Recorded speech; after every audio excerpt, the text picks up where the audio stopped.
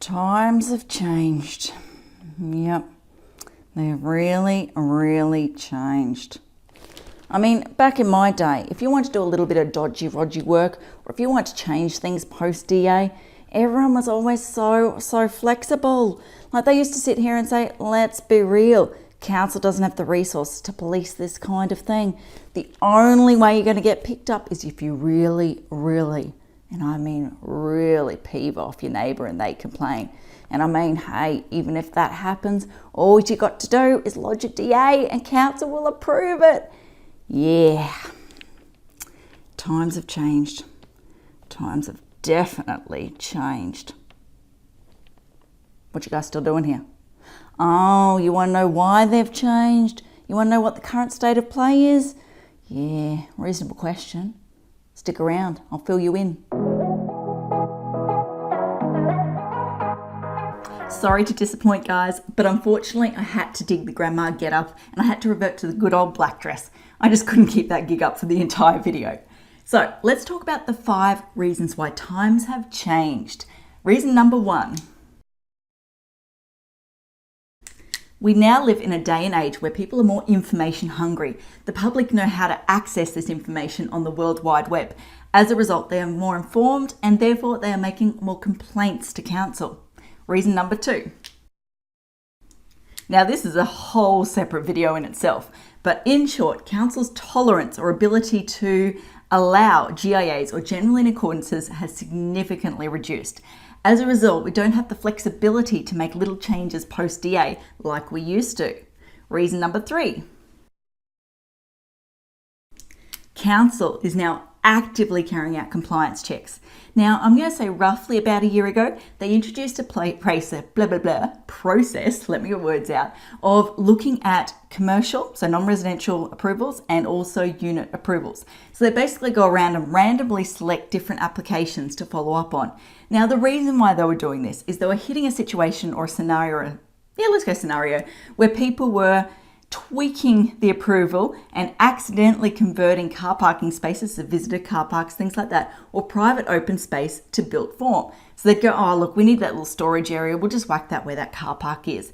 And then they'd get to the end of the process, like the plan sealing process or whatever checking process was at the end, and suddenly these issues would get picked up. And council would kind of be packed into a corner. It'd be an awkward situation where it's really hard to make people rectify the works after they've done all the works.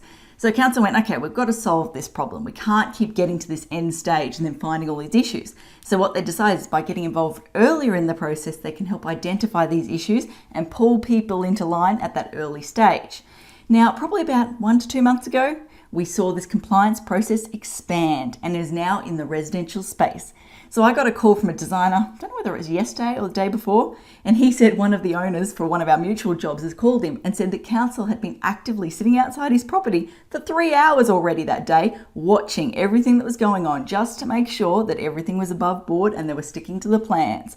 So yes, unfortunately gone are the days where council didn't have the resources to police this stuff. I say unfortunately because it was nice and handy for a little while there. These days they are actively checking these things. Now, reason number 4. Blueprint. Good old blueprint. That word haunts me. Anyway, back in the day, council were more flexible about what they could improve under performance outcomes. As a result, there was a higher chance that if you wanted to break a rule, if you want to use that terminology, that you would get support to do so. These days, as a result of public backlash and public feedback, council has been forced to really crack down on the enforcement of the acceptable outcomes. Therefore, if you were to lodge an application post-work, so after you've done the naughty thing, unfortunately there is a higher chance that council will say, we cannot support this, we cannot approve it. Now, the 5th and final reason. Back in the day, let's be real, it was a little bit politically sensitive for council to issue or carry out enforcement action, to basically go and slap people with fines or rectification works post-works? Yeah, let's just stick with that. So basically, it wasn't a good thing for them to go, look, I know you've pumped a bucket load of money into that renovation, but we're going to make you pull it back out. Times have changed. I keep saying that. Tides have turned, whatever word you want to use. Basically, now the public pressure is on council to do the opposite, to really crack down on these people that are breaking the rules. As a result, they are actually going down the enforcement path with these situations now. So people are ending up in court and they're getting fines. So just to recap, people are more information hungry. They know how to access PD online and get the information they need to make a complaint, which is naturally leading to more complaints. Council's tolerance of general inaccordances has significantly reduced. Therefore, we don't have the flexibility post-DA to make changes. Now, Council is pumping the resources into doing compliance checks, following up both on non-residential units, all of that sort of higher stuff, and the small domestic houses and house extensions.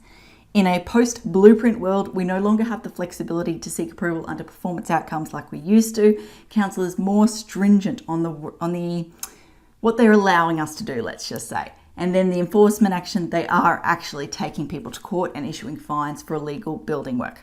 So what's the overall message? Well, quite simply, we don't have the flexibility to make the changes that we used to post-DA. So we used to get approval and go, oh, we'll sort the details out later.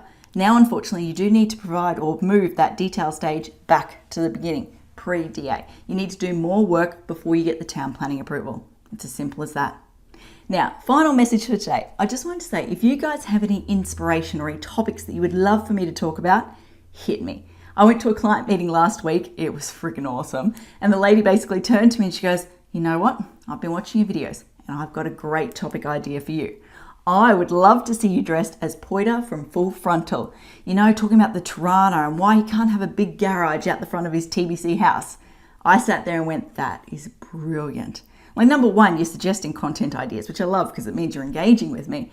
Number two, your creativity is next level. Like, I hadn't even considered that as an option. That is awesome.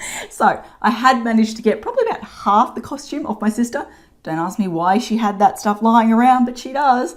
And the other half, unfortunately, had to come from eBay, and it hasn't turned up just yet. So I've had to hit pause on that video idea until next week, but hopefully it will arrive by next week and I can do it then. Like I said, keep the ideas coming because I love this stuff. It's so much fun. Until next time, thanks for watching. For all you red tape lovers out there, I have one thing to say. Well, no, actually, I've got three. Number one, the advice provided in these videos is general in nature. It's not site specific. You would be a silly Billy to go and make financial decisions based on this advice without first checking with the town planner. Don't be a silly Billy. Number two, Brisbane town planning is in no way linked to Brisbane City Council.